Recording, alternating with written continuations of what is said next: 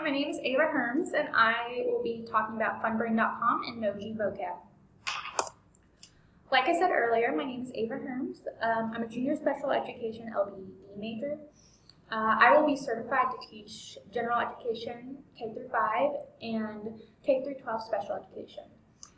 I kind of want to try all different grade levels when I graduate, but my main goal is to teach high school special education for most of my career. So my first website was called funbrain.com. Funbrain has a variety of educational games for students. The games are categorized by grade level. The content, and the two that they had was Math Arcade and Reading. They have a Fun Arcade, which aren't very educational. They have a playground, a video zone, and then you can also just search all games. The games are intended for students who are in K through 8. Some of the games you can kind of decide if they're appropriate for whatever grade level though. Some of the games are for broad levels, but these games offer a beginning version and an advanced version. There are also comics and books that you can have access to if you purchase them. But for what I noticed, that was the only thing that you had the option to purchase on there. Everything else was free.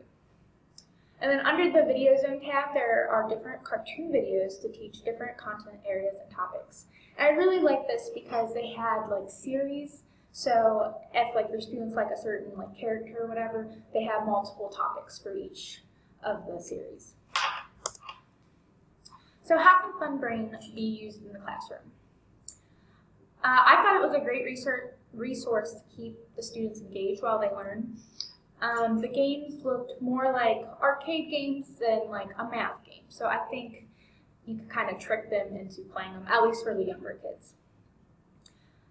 I also thought that the videos would be a great way to introduce a unit to the class. For example, I found this one video, and it was like called The Ruler, and it was about measuring, and they sang and danced and talked about measuring units. The games can be helpful for the students to study for tests and review the information they have already learned so they don't forget it when they're learning new information. They also have different grade level games.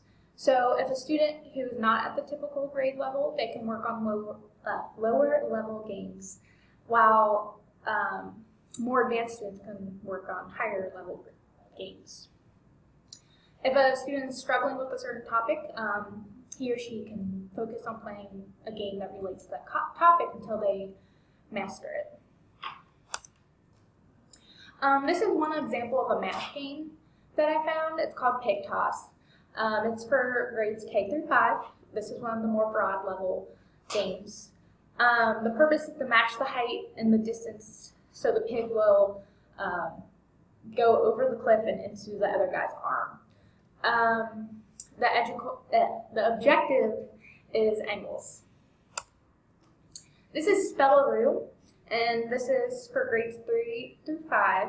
This was another game that you could pick if it was beginner or advanced. And then the purpose is to pick the highlighted word that is spelled incorrectly. So for this sentence it says, "I'm conscious of other people's embarrassment," and then you had to click on the word that was spelled incorrectly. The app that I had to review was called Knowji Vocab. This is an interactive vocabulary app. It includes a picture-to-match definition, synonyms, antonyms, word family, nouns, roots, etc. And the pictures are really cool because students can usually remember better if they have a visual aid. The app not only spells the word, but also pronounces the word.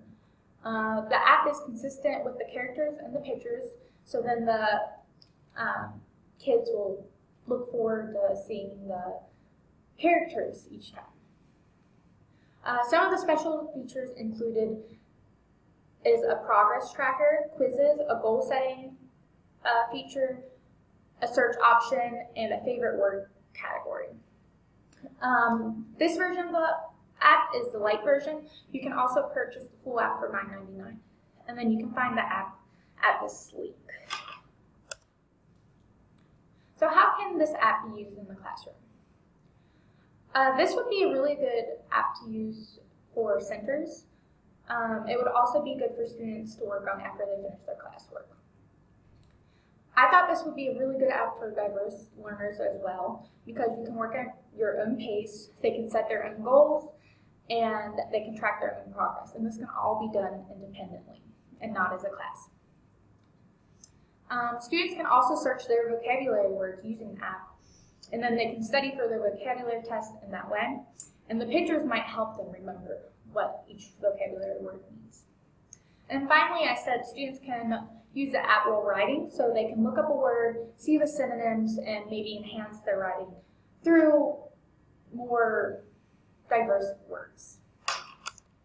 And then here's what the menu looked like. So you can see there's view and hear all words, learn and remember, there's a quiz option, there's the learning goal. So this person's goal is to learn 5 new words per day, and they want to learn it by October 21st. And this shows the status. So the green means that they're doing well, yellow still working on it, red need some help. This would be an example of the word list. So it has the word, it has the picture, and then it has the definition and